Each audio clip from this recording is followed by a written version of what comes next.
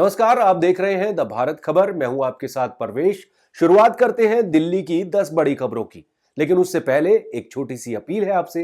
अगर आपने अभी तक द भारत खबर चैनल को सब्सक्राइब नहीं किया है तो तुरंत सब्सक्राइब कर लीजिए, साथ ही बेल आइकन का बटन भी दबा दीजिए। कांग्रेस के पूर्व अध्यक्ष राहुल गांधी की लोकसभा सदस्यता रद्द होने के बाद उन्हें दिल्ली के सरकारी बंगला को खाली करने के बाद नोटिस जारी किया जा चुका है।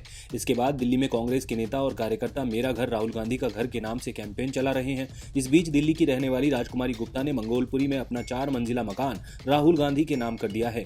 गौरतलब है कि लोकसभा की सदस्यता रद्द हो जाने के बाद कांग्रेस के पूर्व अध्यक्ष राहुल गांधी को 12 तुगलक लेन का अपना सरकारी आवास 22 अप्रैल तक खाली करना होगा। 27 मार्च को लोकसभा की हाउसिंग कमेटी ने उन्हें एक नोटिस भेजकर 22 अप्रैल तक अपने इस सरकारी आवास को खाली करने को कहा है। दिल्ली की सबसे व्यस्त सड़कों में से एक चिराग दिल्ली फ्लाईओवर को लेकर राहत की खबर है। 12 मार्च से मरम्मत कार्य के चलते बंद चिराग दिल्ली फ्लाईओवर के नेहरू प्लेस से आईआईटी की ओर जाने वाले कैरिजवे को खोल दिया गया है। वहीं अब दूसरे हिस्से पर मरम्मत कार्य शुरू किया गया है, जिसकी वजह से उसे 15 दिनों के लिए बंद कर दिया गया है। एक हिस्सा खुलने से लोगों को थोड़ी राहत मिलेगी, तो वहीं दूसरे हिस्से के बंद होने की वजह से जाम से पूरी तरह निजात नहीं मिलेगा। दिल्ली की पीडब्ल्यूडी मंत्री आतिशी ने चिराग दिल्ली फ्लाईओवर के मरम्मत कार्य का निरीक्षण किया था, जिसके बाद उन्होंने पीडब्ल्यूडी के अधिकारियों से कहा था कि चिराग दिल्ली की यह सड़क लोगों के लिए मुख्य सड़क है, इसलिए इसके मरम्मत कार्य को तेजी से किया जाए। जिसके बाद जहां इस मरम्मत कार्य को 25 दिन में किया जाना था, वो महज 20 दिन में ही पूरा कर लिया गया और नेहरू प्लेस से आईआईटी की ओर जाने वाले कैरिजवे को लोगों के लिए खोल दिया गया। दिल्ली ट्रैफिक पुलिस कर्मियों की ओर से भारी वाहनों को चिराग दिल्ली फ्लाईओवर के अंडरपास से निकाला जा रहा है, तो वहीं हल्के वाहनों को चिराग दिल्ली फ्लाईओवर के ऊपर से जाने की इजाजत दी गई है। करीब 8 साल पहले बसों और भारी वाहनों के लिए बंद किए गए नत्थू कॉलोनी फ्लाईओवर पर अभी भी हल्के वाहन ही दौड़ सकेंगे। नंद नगरी, मानसरोवर पार्क, अशोकनगर, चंद्रलोक, नत्थू कॉलोनी, छज्जूपुर, करदमपुरी समेत करीब 2 दर्जन से ज्यादा कॉलोनियों के लाखों लोग फ्लाईओवर पर बसें न चलने से परेशान हैं। दरअसल पहले सीमापुरी और नंद नगरी डिपो से चलने वाली ज्यादातर बसें इसी फ्लाईओवर से होकर गुजरती थीं। साल 2015 से अभी तक फ्लाईओवर के निर्माण में आई खामी के लिए जिम्मेदारों का पता नहीं चल सका है। जो तकनीकी कंपनी इसकी मजबूती की जांच कर रही है, वो फाइनल रिपोर्ट नहीं दे सकी है। बताया जा रहा है कि इसकी मजबूती जांचने के लिए अभी कुछ टेस्ट बाकी हैं। 2013 में बने फ्लाईओवर के लोड बेयरिंग टेस्ट के लिए पीडब्ल्यूडी ने केंद्रीय सड़क अनुसंधान संस्था से तकनीकी रिपोर्ट मांगी है। रिपोर्ट के बाद भारी वाहनों के दौड़ने पर कोई फैसला लिया जा सकेगा। साउथ दिल्ली डिस्ट्रिक्ट के नारकोटिक स्क्वाड की टीम ने एक युवक का सोशल मीडिया पर पिस्तौल से केक काटने का वीडियो वायरल होने पर गिरफ्तार कर लिया है। गिरफ्तार आरोपी व्यक्ति की पहचान अनिकेत निवासी संगम विहार गली नंबर 15 के रूप में की गई है। आरोपी की गिरफ्तारी के साथ एक देसी पिस्तौल, 2 जिंदा कारतूस बरामद किए गए हैं। आपको बता दें कि सोशल मीडिया पर उसने अपना एक वीडियो पिस्टल के साथ पोस्ट किया था, जो वीडियो सोशल मीडिया पर वायरल हो गया। वाहनों से होने वाले प्रदूषण की रोकथाम की दिशा में एक बड़े कदम के तौर पर शनिवार से 15 साल पुराने सभी सरकारी वाहनों की स्क्रैपिंग शुरू हो गई है। इनमें सभी परिवहन निगमों की बसों और निकायों के वाहन शामिल हैं। केवल रक्षा, आंतरिक सुरक्षा और कानून और व्यवस्था में उपयोग किए जा रहे वाहनों को इससे छूट दी गई है। माना जा रहा है कि प्रधानमंत्री नरेंद्र मोदी की पहल पर तैयार की गई केंद्र सरकार की स्क्रैपिंग नीति के क्रियान्वयन के तहत उठाए गए इस कदम के माध्यम से करीब 9 लाख खटारा और अनुपयुक्त वाहनों से मुक्ति मिलेगी। इनके स्थान पर साफ, स्वच्छ ऊर्जा से संचालित वाहनों को सरकारी बेड़े में शामिल किया जाएगा। वैसे देश में रजिस्टर्ड वाहन स्क्रैपिंग सुविधा केंद्रों की कमी इस मुहिम के लिए एक चुनौती बन सकती है। गत वर्ष गडकरी ने 15 साल पुराने सभी सरकारी वाहनों को कबाड़ में तब्दील करने का ऐलान किया था। इसके लिए राज्यों से इस तरह के वाहनों का ब्यौरा तलब किया गया था। दिल्ली एयरपोर्ट पर शनिवार को पूर्ण इमरजेंसी की घोषणा की गई थी। इसके तहत एम्बुलेंस, फायर ब्रिगेड आदि को बुला लिया गया था। ये फैसला एक फ्लाइट के उड़ान भरने के तुरंत बाद एक चिड़िया के उससे टकरा जाने के बाद लिया गया था। एयरपोर्ट अथॉरिटी ने जानकारी दी कि दिल्ली एयरपोर्ट से दुबई को जाने वाली फेडेक्स एयरक्राफ्ट ने उड़ान भरी तो 1000 फीट की ऊंचाई पर विमान से एक पक्षी टकरा गया, जिसके बाद फ्लाइट की सुरक्षित इमरजेंसी लैंडिंग कराई गई। हालांकि बाद में विमान का पूरा निरीक्षण करने के बाद उसे दोबारा दुबई के लिए रवाना कर दिया गया। दिल्ली में 19 किलो के व्यावसायिक एलपीजी सिलेंडर के दाम घट गए हैं। दाम में 91 रुपये 50 पैसे की कमी की गई है। अब ये सिलेंडर 2028 रुपये में मिलेंगे। घरेलू सिलेंडर के दाम में कोई बदलाव नहीं है। देश की गैस कंपनियां हर माह की पहली तारीख को गैस सिलेंडरों के दाम तय करती हैं। पेट्रोलियम और तेल कंपनियों ने इस साल मार्च में व्यावसायिक सिलेंडर की कीमत में 350 रुपये 50 पैसे प्रति यूनिट की दर से इजाफा हुआ था और घरेलू सिलेंडर की कीमत भी 50 रुपये प्रति सिलेंडर की दर से बढ़ा दी थी। इस साल 1 जनवरी को भी व्यावसायिक सिलेंडर में 25 रुपये प्रति यूनिट की वृद्धि हुई थी। व्यावसायिक सिलेंडर के दाम बीते साल सितंबर माह में आखिरी बार 91 रुपये 50 पैसे प्रति यूनिट के हिसाब से घटे थे।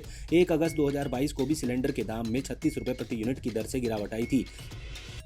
किराए का भुगतान नहीं करने के कारण तुर्कमान गेट स्थित दिल्ली हज कमेटी के मुख्य कार्यालय को खाली कराने का नोटिस दिया गया है। भाजपा इसका विरोध कर रही है। कमेटी के अध्यक्ष कौसर जहां ने उपराज्यपाल से इसकी शिकायत कर नोटिस वापस कराने की मांग की है।